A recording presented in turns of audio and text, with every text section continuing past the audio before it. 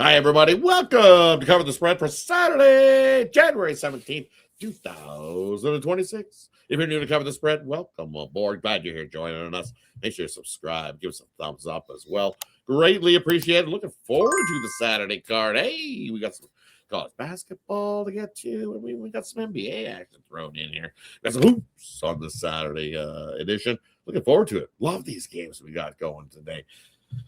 Before we get to those games, though, hey, I got Vegas Al with me, got Ninos with me, and we'll see how they're doing, how excited they are for Saturday's slate, and then we'll get right to it. And over to Ninos to get started. How you doing, buddy? Yeah, doing all right. I know we don't apologize often in this business. We're gonna lose some, we're gonna win some, but that Knicks pick, yeah, should have said as we had said that we had that game pending the night before. It was the second half of a back to back, so should have said watch out for any injuries before placing that bet. But even after the injury, I mean, I'd like the new number. I'm not gonna say that, but again, could have got a better number after that Brunson injury. So always look out for that on back to backs, and hopefully we avoid that mishap in the future. But yeah, let's look to bounce back here and head into the weekend strong. Definitely right. We try to win them all, and sometimes we know how the NBA rolls. That the surprise injury report all of a sudden pops Yeah, up, and you're those like, those. "Well, I wasn't ready for that," and those things jump up and bite you. I don't know what you call that in the NBA. We'll have to think of a term where all of a sudden the injury news all of a sudden is like it comes out and gets you. Um, so don't spread it. We'll get it back for you. Don't worry. I don't know where to make us out. How you doing, buddy?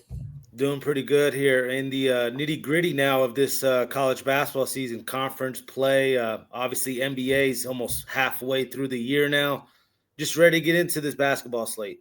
Yeah, me too. Definitely, it's that time of year. Start to everybody's trying to get their.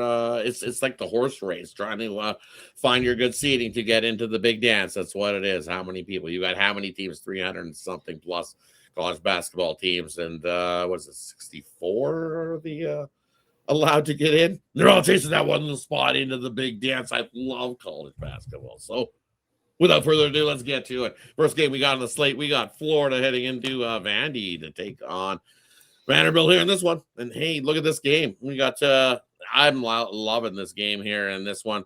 Gators, Vandy, two ranked opponents, 119th, 110th, if I'm not mistaken here in this one. Yeah, Vandy ranked 10th, Florida ranked 19th. Here on a Saturday. And you look, Florida off to a pretty good start. 12-5 on their season. Vandy off to the better start, 16-1. But right here in this one, it's this Florida Gators squad. They'll take whatever they bring at you. They're pretty good on the rebound. I think they dominate the glass here in this matchup on Saturday, which brings you to those second chance points. I think they put in a lot of them second chance points. Vandy, what they're going to try to do is push the pace. It's what they love to do. And Florida, they love to get up. You want to push the pace? Fine, we'll push the pace. Guess what? 12-0 versus the teams that push the pace, and that's straight up. They're also when they grab 45 or more rebounds in the previous game, like the Gators did, 15-1 over the last couple seasons, and then against good 3-point shooting teams like Vandy is hitting 31 to 37% of their three pointers this season. Hey, 10-1 is Florida. Only one way for me to go here in this one. Chomp, chomp, chomp. Give me the Florida Gators on the money line to go into Vandy and outright them there on Saturday. Head over to Vegas out. What do you like? Got to go to leader here of this Florida Gator squad. A kid that's just gotten better every year. He's been on campus here in Gainesville. This forward here, Thomas Hall, here out of New Oxford, Pennsylvania. 6'9" kid, junior here. 17 points a game, 7 rebounds. You look at his last 3 out of the last 4 games, 24 points, 21 points. All right, 13 points there against Tennessee in a win, but then 21 points last time out versus Oklahoma. Again, like I said, averaging 17 points. I think he can have another 20-plus point night here as they pull this upset off here against Vanderbilt.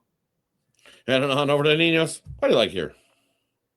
Yeah, I'll take those points. I'll take the offensive rebounds you were talking about for second chance buckets.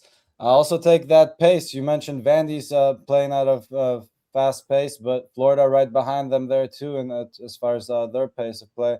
And yes, they have trended a little bit to the under, 10-7 to the under, but Vandy coming in trending to the over, just 9-8. But again, two teams playing pretty fast.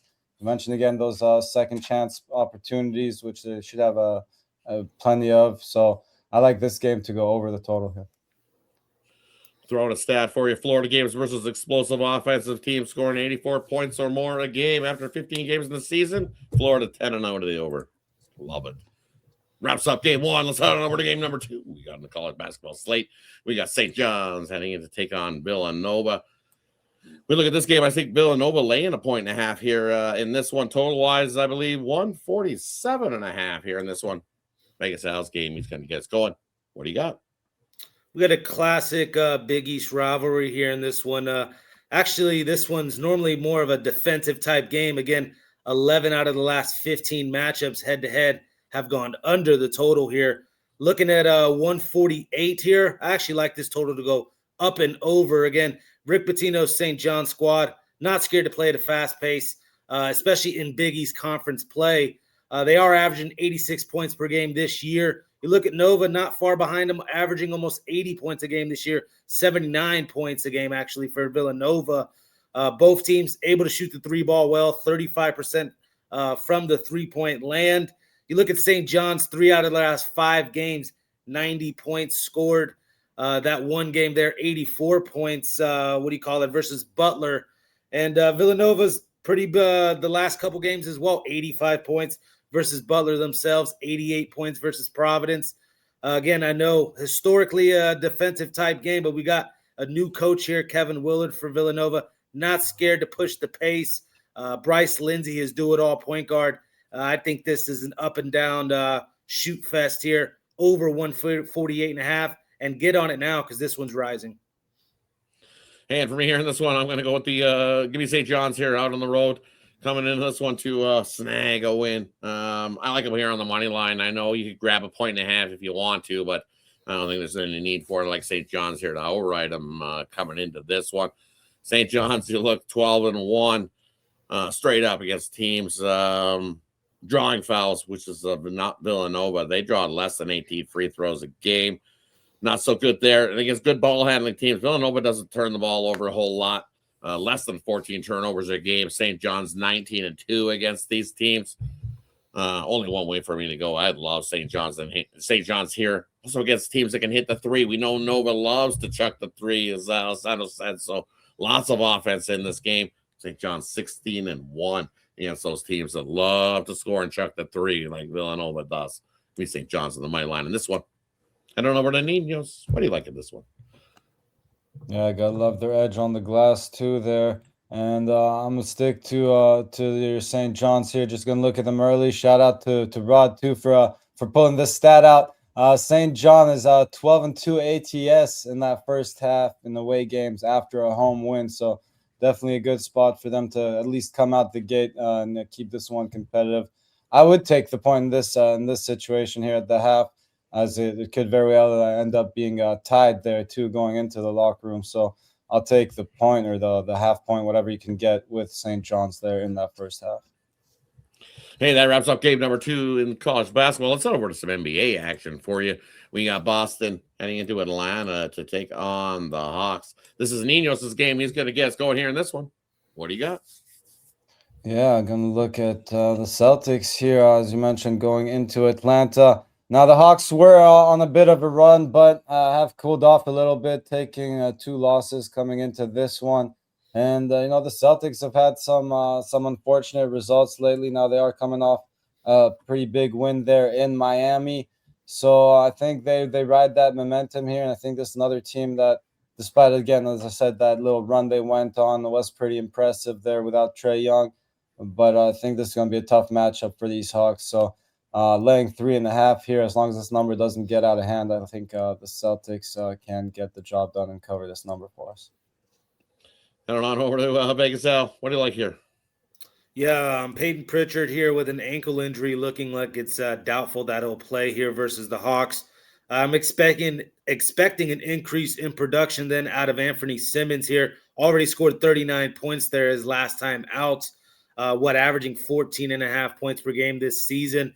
as had to come in off the bench, but I expect, again, an increase in production without Pritchard in the lineup. Don't get me wrong. We still have Jaylen Brown, Derek White, still a great backcourt. But I think Anthony Simmons here, 20-plus point prop, try to find some plus money with him because, like I said, expect an increase in minutes with him. And for me here in this one, I think no defense played. Give me the over here in this matchup. 229.5 is a little light. I make this well into the 230s total wise. I think we can score into the 240s between these two squads. You look at Atlanta this season scoring 18 points a game. This season, you look at in conference games, that ticks up to almost 119 points a game. Boston in their away games, 116 over the last month. That's ticked up to actually over the last 2 months, ticked up to 118, and that gets you to 236. Yeah, this total's too low. Give me the over here in this one. Boston, Atlanta. Hey, that wraps up Saturday's card. Thanks everybody for tuning in. Let us know what you think of the 3 games we covered in the comment section below. Quick little recap before we head on out. First game we looked at, we got Florida heading into Vandy. I say take the Gators on the money line, the outright Vandy in that one. And we got St. John's heading into Villanova. Vegas Al's game, he says grab the over, plenty of offense in that one. And then we got the Celtics heading into Atlanta to take on the Hawks. Ninos' game, he says grab it with the Celtics who are heating up there in that one. Thanks everybody for tuning in. Have yourself a wonderful Saturday. Let's do what we always do, and that is cover. Love. Spread. Oh, yeah, I'm right. I'm the spread guy. Spread. Start spreading the news.